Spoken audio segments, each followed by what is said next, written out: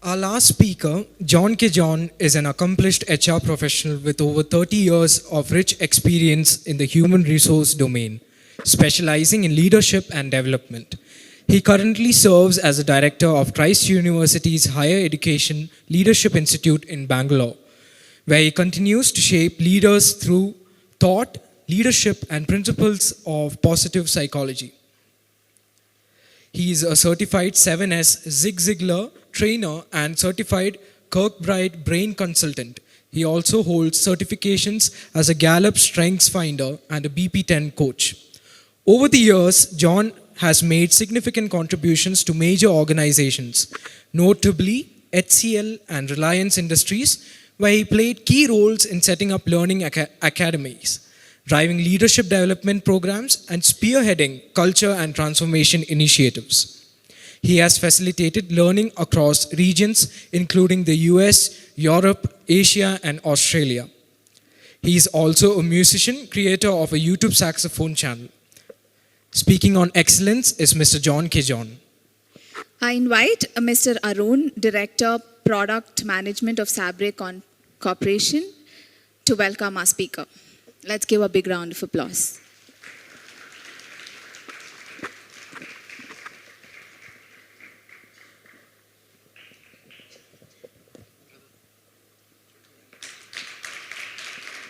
You can't wait for the last guy to speak and run home. I hope that's not true. What a wonderful day we've been having here. I just want to thank God for this opportunity. I want to thank the leadership of Leader Impact, especially Brother Sunil and Phoebe, who has been in touch with me for this session. I just wanted to, in the few minutes that we have, talk to you about my life story. I don't think anything else that I can speak now will sort of matter. But I want to start with, first of all, my name. I don't know if you caught my name. You'll never forget me for life. And I can tell you I'm the only unique guy in this room who's got the first name and the last name the same. Is anybody else who's got a first and last name the same here in this room? I bet you won't have. Unless you're a Malayali. So growing up with a name like that was very difficult for me in school and in college. You know, they call me John Square, John to the power of 2, King John II, John the Baptist. One guy also called me John Kills John. That's when I started writing a book which I have not finished, and the title of the book is Why Do I Need Friends When I Have, or Why Do I Need Enemies When I Have Friends Like These? I'm yet to finish that book. But I thought life in college would get a little better because you become a little mature. But there was one question for which I had no answer when I was studying in school. And that question was, John, what would happen over time if you get married and if you have children and if you have a son? Would you call him John K. John K. John? Would it be John Cube, John to the power of 3, King John III? What would that name be? So I normally looked at the guys and said, guys, relax, I'm still only in school. Let me see if there's one man who's willing to give his daughter in marriage to me. Let me see if the girl says yes. And if you get married and if you have children and if I have a son, then I'll call you guys and let you know what that name is going to be. As time went by, one man decided to give his daughter in marriage to me. That girl said yes. In fact, both of them are regretting that decision. No. They say that whatever you speak at campus in this auditorium stays in this auditorium. Is that true? All right. Even if you meet my wife after this session, I haven't said anything. So we got married. My oldest is a son. And when he was born in God's own country, what do you think was my first looming question over my head? That's right. What would I call him? So I was so excited because I became a dad for the very first time. I called all my friends and I said, I've become a dad. Everybody congratulated me. One guy knew my problem. He said, John, I know your problem. I know you have a son now. What are you going to call him? Let me suggest the name. And he said, why did you just call him John's son? I said, man, not bad. Thank you for thinking for me, but Johnson is a nice name, but it's not going to be my son's name. I decided to call him Jonathan. So his name is Jonathan John, and Jonathan means God has given. All right, that's the meaning of the name Jonathan. And so that's my life with respect to my son. I have 2 daughters, but I thought, because I got my son's name Jonathan, my name part was taken care of. Because my house, we got a big issue. The issue is my dad is John K. John. I am John K. John. Both of us have the same PAN ID numbers. Can you imagine a problem with that? Now, if my son was called John K. John, they would have given me the Aadhaar card also the same. So I had to change his name. And I thought everything was taken care of until I was working for this company called HCL Technologies. I was sitting in a discussion with my boss. He looked at me and said, John, I don't know what to do with global training. And I looked at him and said, Anand, do you think I can help you in some way? And he said, are you sure? I said, yes, I am sure. And without battling an eyelid, he goes back to Noida, prepares for the visa papers. In 2 months' time, I had to leave Bangalore to go to the US. And there I had to send Jonathan and Rachel to school. They go to school, come back all excited. One day, my son comes really excited. And he says, Dad, you know what? I said, what? You know what's my name in school? I said, should be Jonathan. He said, no, Papa, it's John. I said, say that again.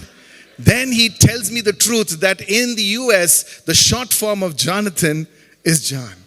And can you imagine if somebody calls us on the phone and says, can I speak to John? Which John? The grandfather, grandson, son? Who do you want to speak to? By the time the caller gets nuts and slams the phone down. But thankfully, I didn't stay in the US for too long. I came back pretty fast. But the reason why I said that is because, we get a lot of titles, we have a lot of titles there. Some people now, because I work for Christ, they call me sir, they call me professor. And the latest one is doctor. Dr. John. And when I get emails saying Dr. John, I don't know what happens to me. I hit cloud 9. Because you see, I'm no doctor. I'm just an ordinary guy. And they call me Dr. John. They introduce me as Dr. John. They write emails saying Dr. John. And I feel so excited when I get letters like that. But because I'm a simple guy, I grew up in Chennai and now I live in Bangalore just down the road. I'm a very simple guy. Please don't call me doctor. Don't call me professor. Don't call me sir. Don't even call me mister. Plain and simple, just call me His Excellency John. Would that be okay? And so, what I want to do is, the next few minutes, talk to you about how this simple guy God could take. And I want to relate to people here who sit here and say, I'm just an ordinary guy. John, I can't talk like you. I can't sing like you. I can't talk like you. I can't even probably dress like you. I'm a simple guy. Will God lift me up? And I've come here to tell you, God will lift you up if you are faithful. If you are faithful. He's looking for faithful people tonight. And He's looking for people who are faithful to the call. And I'm just an ordinary guy. When I grew up in school, I don't know where the clicker is. You need to give me a clicker fast. But cut that time. That time is not gone. And so you need to understand that I grew up in Chennai, and these are my roots going back to school days. I studied in Bain School, I see that lovely gate there. That's the gate of entry to my education. I entered Bain School. But every time I look at my life going behind, I see the hand of God over my life. Every bit of my life, I can see God. I can see God in everything of my life. That's Bain School that I studied. From Bain School, it was a girls' school after 5th standard, so I had to move out of that school, though many guys would love to study, but I said, you have to move on. And so I had to move schools, and I moved from there to Asan Memorial. And my grades were so bad in Bain School. I, in fact, wrote for MCC, Madras Christian College School, and out of the 6 papers, I flunked in 5. Now, you may wonder, did you get the wrong guy to speak on excellence? Absolutely, yes. This is not the guy who's got to speak on excellence. And I'll tell you why. And so I flunked in 5 of the 6, couldn't get into MCC. And my parents were very worried. Where is this guy going to study? And out of the blue, God brings in a lady into my mother's life. They were probably in the same prayer group. And she looked at my mother and asked her this question, tell us a little bit of your family. That was the opportunity that my mother had to talk about a son who was finished 5th and does not know what to do next. She looks at her and says, don't worry, I'm a teacher in this school. Ask him to come and see me. And she takes me to the principal, gets me an admission in Asan Memorial Senior Secondary School. And that's how I see God just moving in my life. And I studied there from 6th to 12th. And then I finished from there. And I did very well. You understand very well. And then I couldn't get a college degree. I couldn't get into college. And my dad is now working at that point of time at MRF, and he's saying, where is my son going to study? Where is he going to study? He does not know, because my grades were so good that he can't even get an admission. And so he was probably contemplating. They were praying as a father and mother. And one day he gets into the HR office in MRF and looks at that man. That man looks at him and he says, Mr. John, tell us a little bit of our family. An opportunity to talk about the family. And who do you think comes in that conversation? John K. John. He's finished his 12th standard. He does not know what to do. The man looks at my father and says, don't worry, just ask him to come and see me. And this gentleman, ironically, his name is Loyola. And he takes me to the Loyola College, which is the best. Is anybody from Madras Christian College here? Oh, okay, there's one lone hand, thankfully. Otherwise, he'll bash me down because we always have rivalries as to which is the best college in town. And Loyola College for me was the best at that point of time. He takes me to Loyola College, gets me an admission there, and then the rest is history. I study in one of the best colleges in Chennai. And then after that, I finished my graduation in economics, move on to doing my post-graduation in personal management and industrial relationships. I see the hand of God just weaving through my life.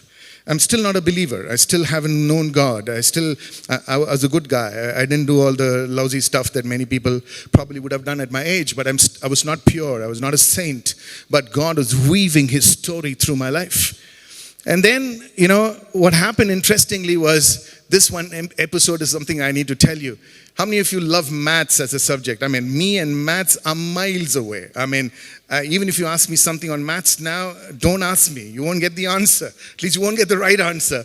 So maths in me was very, very difficult. So one day, I think it was 12th standard, I had to sort of write the maths exam. I think it was just the exam before the boards, and my professor comes one day to school, and he says, I want to do something different today. He said, I'm going to do something different today. I'm going to come 100 downwards and give the mark sheets to everybody who scored the marks. Normally they call the name and give the sheet, but he says, I want to start from 100 and go down. So all of us were excited. Okay, let's get the marks. So he starts with 100, and then a few people get their mark sheet, and then goes to 90s, and he goes to 80s, he goes to the 70s, he goes to the 60s, and there's no mention of John K. John.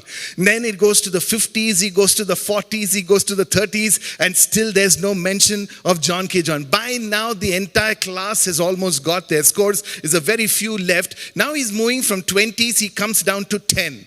Even then, the name of John K. John is not there. From 10, he starts counting 9,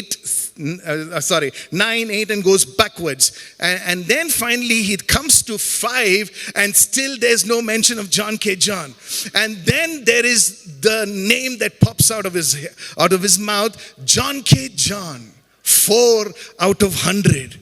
And I said, Lord, open up the ground, swallow me in. I don't want to be there because I know what's going to happen next, because I need to take it to my house, get my dad or mom to sign it and bring it next day. He gives me the look saying, why the hell are you studying at all? Have you got that look from a professor? And I was about to sit down when I heard a beautiful number, 2, Sri Ram, get up.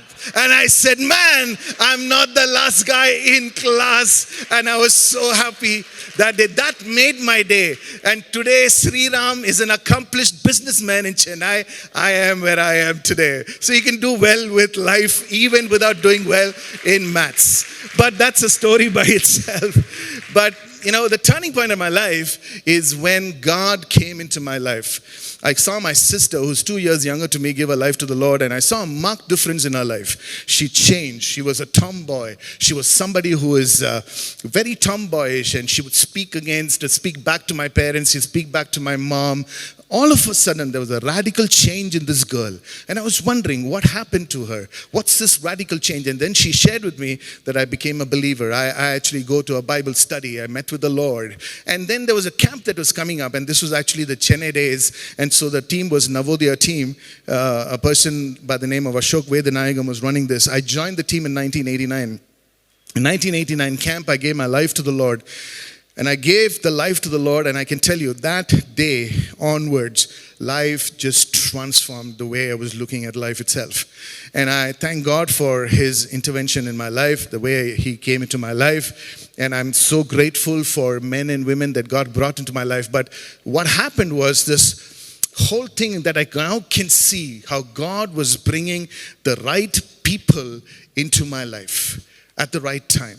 At the right time, at the time when you give up, at the time when you're saying, God, who is going to help me? I am in a situation like this. God brings in the right person into my life. And I've seen this pattern over and over and over again. I can talk to you even about, let me give you some examples here. One of the few companies that I started working was this company called Blue Dart Express. I used to go to a company called A.V. Thomas. And when I went to A.V. Thomas' office, I looked at it and I said, wow, what a beautiful office. And I said a silent prayer and said, Lord, will I get an opportunity to work in a company like this? That's so beautiful. It's got a lovely office. And I can tell you, God listens to silent prayers. God listens to small prayers. God listens to silent whispers. And He hears your prayer. And you're going to understand that God is a God who answers every prayer. And from there, how He picks me up, takes me to companies. And I tell you, I don't even deserve to be in some of these companies. I've worked with some of the best companies in the world. And when I was in the US, I had the privilege of standing in front of Americans and talking to Americans about the culture of India, the culture of America, Microsoft, be it Boeing, J&J, Merck, and a few others. I don't deserve to be there, but God is a God who picks you up and takes you places. You got to understand He's a God who hears your prayer. And so Blue Dart Express is a fabulous case how God brought the right person in. I was looking for a job, couldn't get a job, and God brought in this gentleman by the name of S.M. Menon. He was actually the regional head for Blue Dart Express. Apparently, I was born in Coimbatore, and the next door neighbor was a lady who grew up in that house. She actually marries S.M. Menon. And S.M. Menon looks at that name and said, John K. John, familiar name.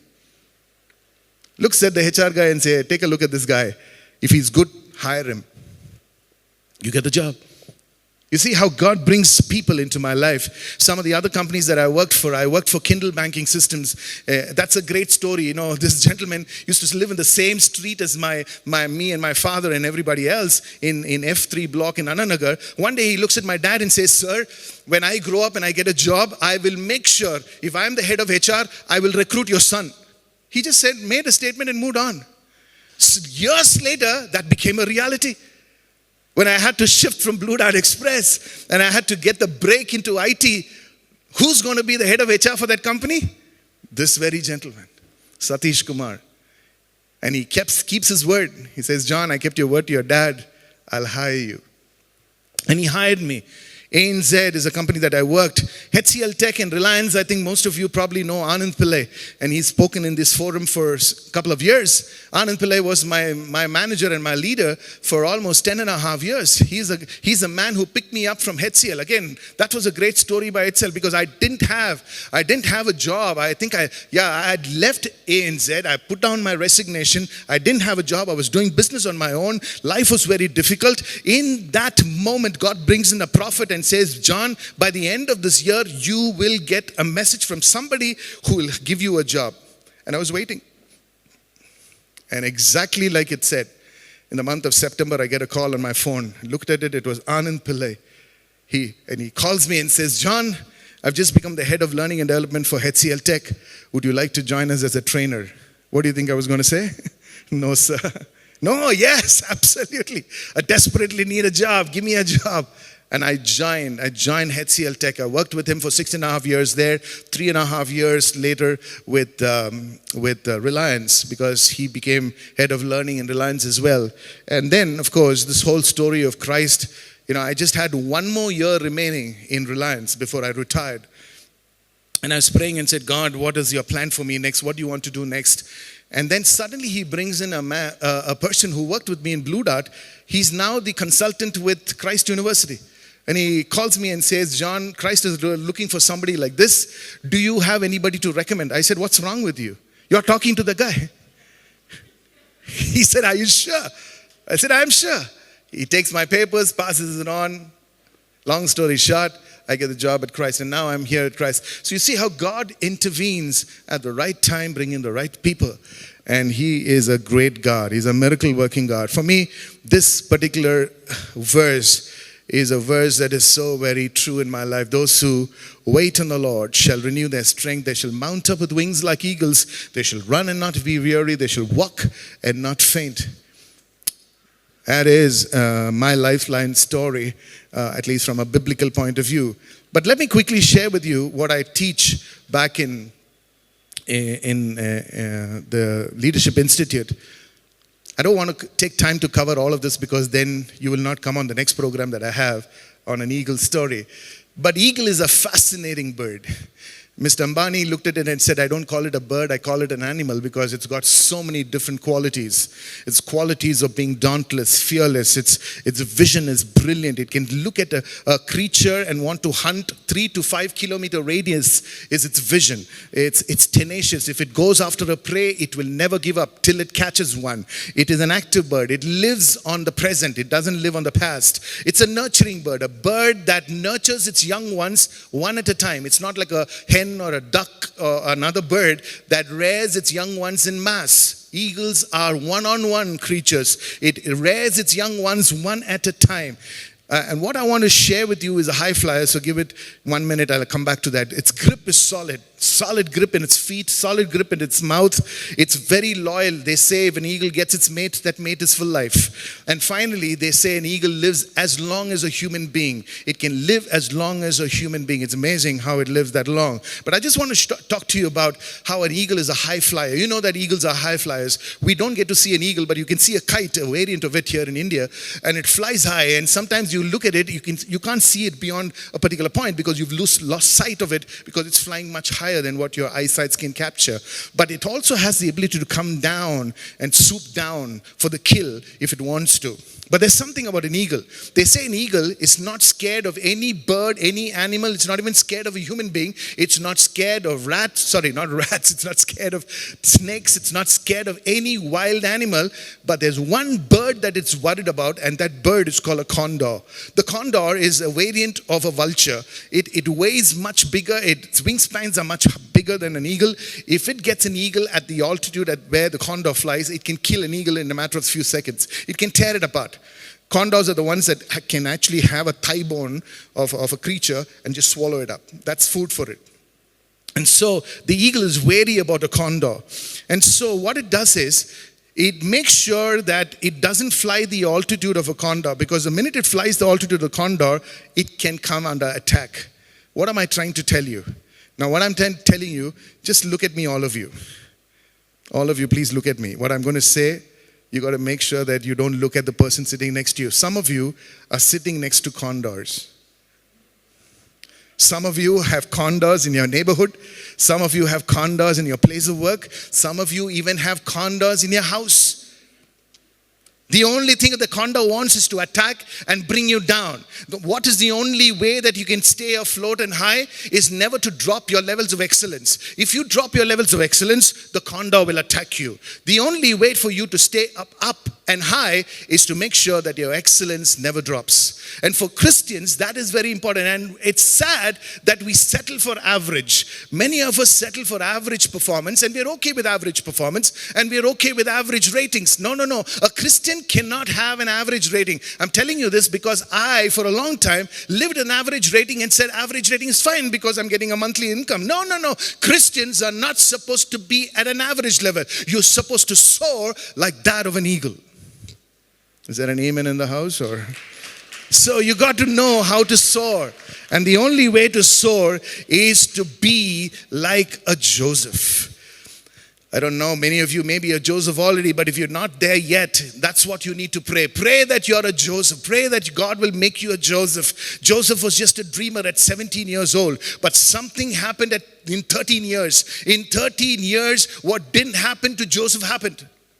And you got to understand what happened. When you go home, read it, and you'll understand what happened to Joseph. Joseph is a great character God used. Here is Joseph, young lad, ruddy, but God used this man as a second in command in Egypt. Can you imagine the prime minister of Egypt, the second after the king? He's the most powerful man in the land. Why are we not seeing Christians today being the second person in command? Forget the second. Why not even seeing the first? Why are we seeing so little Christians not there, number one, number two in the corporate world? Why? Where is the problem? I think because we have settled for average. And you and I have a God who is not an average God. He's a God of excellence. Everything that he created was excellent. Everything that he did is excellent. Everything that he continues to do is excellent. You and I as believers can never settle for average. So if you really really look at the life of Joseph, you got to understand he excelled in all that he did.